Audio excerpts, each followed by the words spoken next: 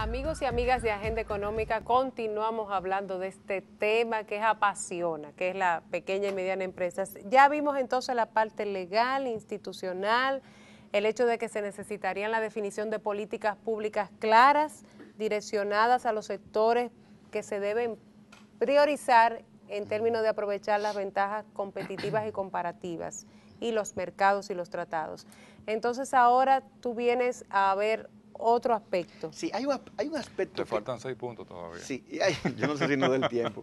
Pero hay un aspecto fundamental que probablemente tampoco se ha medido la trascendencia de eso, y es un programa nacional de titulación de inmuebles. Sí. Sí, el presidente Medina está sumamente interesado en resolver el problema de la falta de títulos. Pero eso hay que hacerlo con cuidado y respetando la Constitución, porque hay algunos elementos de ese proyecto que yo creo que no se revisaron muy detenidamente, pero salvando esos aspectos. Hemos mejorado mucho en ese sentido, pero yo creo que la intención y la voluntad puesta al servicio de que las cosas se hagan bien, yo creo que las cosas van a funcionar. Pero ¿cuál es el punto de eso que yo te quiero decir?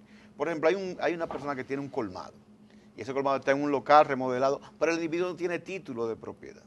Si el individuo quiere hacer cualquier tipo de cambio, cualquier tipo de ampliación siguiente, no tiene la garantía como para obtener un préstamo, más que la mercancía que tiene, o un préstamo solidario, pero aquí ya nadie te quiere firmar un préstamo solidario, nadie quiere ser fiador. Y eso que los legisladores querían que se pusiera un fiador en la tarjeta de crédito. Yo quiero saber quién se iba a aventurar. Absolutamente nadie. Entonces, ¿qué yo digo? Bueno, si nosotros resolvemos el problema de la titulación de esos inmuebles que pertenecen a los pequeños empresarios, ese es un mecanismo de acceso al crédito, por lo que son las garantías que tienen que poner cuando habilita de alguna manera, no, y además también te da un valor agregado del valor de tu negocio, de tu propiedad, porque el patrimonio sube. Sí. Porque hay a veces terrenos de esos que cuestan 10 millones de pesos, señores, y no tienen título, entonces tú no lo puedes poner como parte del negocio. Si alguien lo quiere vender en 10 millones y no tiene título, no vale nada. Absolutamente. Entonces lo que le da valor es el sentido de propiedad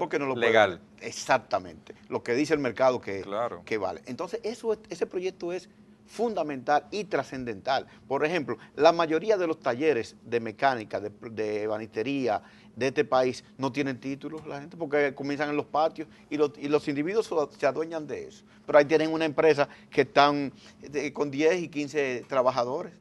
Y entonces darle una titulación a eso es un valor agregado importante. Otro elemento fundamental que creo que ustedes lo tocaron ahorita fue el tema de la simplificación de la seguridad social para las MIPYMES. Pero ahí yo quiero decir lo siguiente. La pequeña y mediana empresa fundamentalmente está pagando la TSS.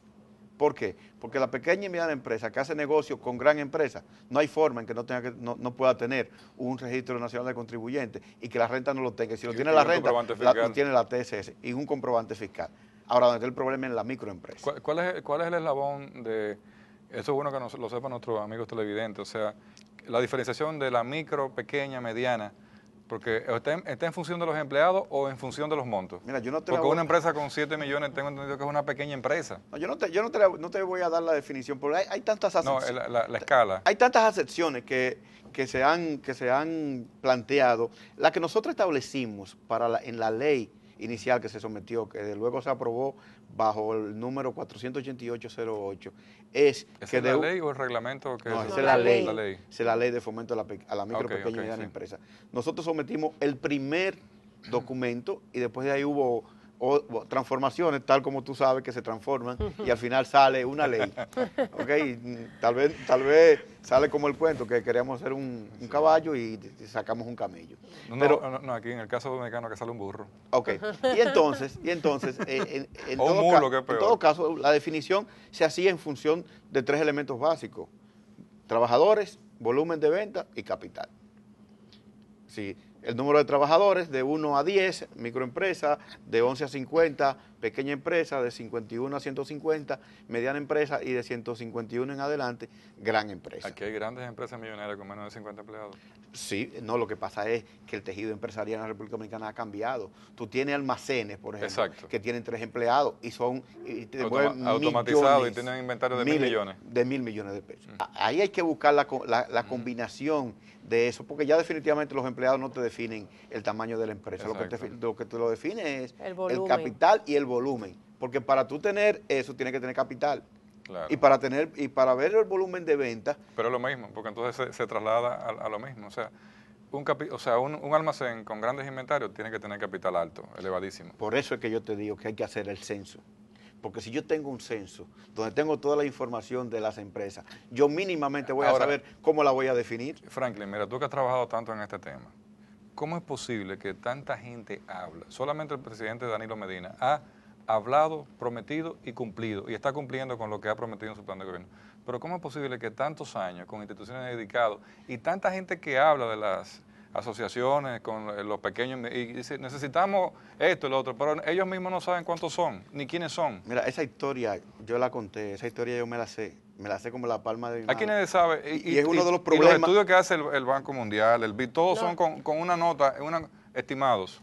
No son estimaciones, porque es que volvemos al pecado original. Si tú no tienes estadísticas reales, si tú no tienes una línea base, tú no puedes definir nada.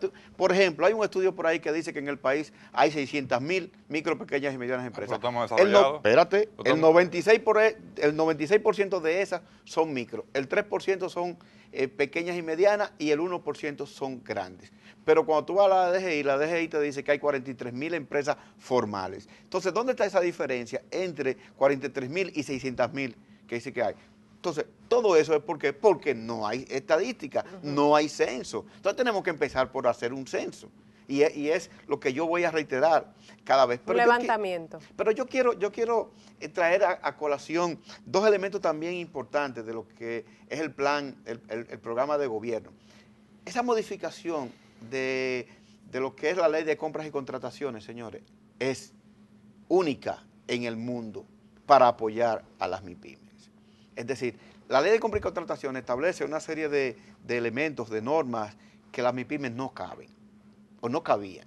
Y en este caso está planteando cambiar el reglamento de esa ley para posibilitar que las pequeñas y medianas empresas puedan acceder a las compras gubernamentales. Por ejemplo, cuando tú hablas de capital, ¿de acuerdo? Un capital mínimo, hay empresas que no lo tienen. Entonces, por más que den buen servicio, de que tengan buen producto, un bien adecuado, que responda a los requerimientos establecidos por la empresa, pero no pueden porque no tienen capital, el capital que pide lo que es la ley de compras y contrataciones. Pero además de eso, yo creo que la creación del viceministerio de pymes también es un hecho trascendental e importante, porque hay un lugar donde se puede ir y si se definen políticas públicas claras, transparentes y de alguna manera reales con relación a lo que necesita el sector, entonces nosotros hemos dado también otro paso de avance. Trascendental. Y no fuera quizás más interesante que lo hiciéramos a la inversa. Está bien que podemos comprar el 20%. Ahora, ¿qué compra el gobierno? De todo. Perfecto, de todo, pero dime qué es, porque así yo personalmente puedo tener una iniciativa, digo, pero ven acá, yo puedo montar una pequeña fábrica para empezar a producir esto. Ahora, hay que saber, porque entonces eso va a motivar también, porque si el gobierno empieza a comprar, compra pintura, mucha pintura, pero no lo van a comprar los pequeños empresarios. Pero la va a vender un monopolio en el país. Ese es el punto, por lo siguiente. Una de las cosas que planteó el presidente Medina es tú hacer una descentralización en términos de lo que son las compras, o desconcentración, vamos a decir, de las compras, que no se compre todo en la ciudad de Santo Domingo, sino que se pueda comprar, por ejemplo, la Secretaría de Educación. Sí, no, lo que él dijo en su discurso, que las obras van a ser asignadas a los ingenieros que son de esa provincia. Por ejemplo, no te voy a poner un caso ahí, discúlpame. Pero eso es otra cosa. No, eso no es otra cosa, estamos hablando de lo mismo. No, porque estos son bienes y servicios. O sea, fíjate, si hay que comprar tiza, pizarrones, butacas, pupitres, remas de papel, las remas de papel son importadas. O sea, pueden haber muchas pequeñas empresas, imprentas, que procesen la papelería, de muchísimo, eso sí. Ahora, yo no lo veo tan claro. Sí, porque es que mira lo que pasa. Al tú fijar un porcentaje, tú tienes que ordenar las asignaciones para licitar. Yo tengo que cubrir esa cuota del 20 y después, si el monopolio participó, no, está topado, tengo que seguir derramándolo en el 20% de la pequeña. Sí, pero perdón. Es lo que pasa es que a nivel empresarial, a nivel de productividad, o sea, lo que yo voy a demandar no lo producen las pequeñas.